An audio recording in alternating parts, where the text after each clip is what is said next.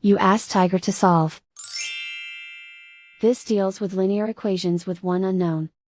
The final result is x equals -3. Let's solve it step by step. Group all constants on the right side of the equation. Subtract 17 from both sides. Group like terms. Simplify the arithmetic.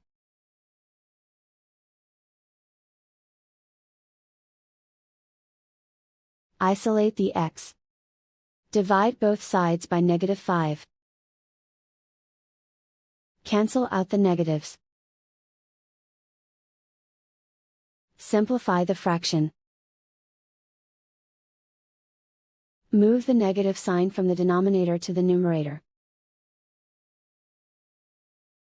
Find the greatest common factor of the numerator and denominator. Factor out and cancel the greatest common factor. And so the final result is x equals -3.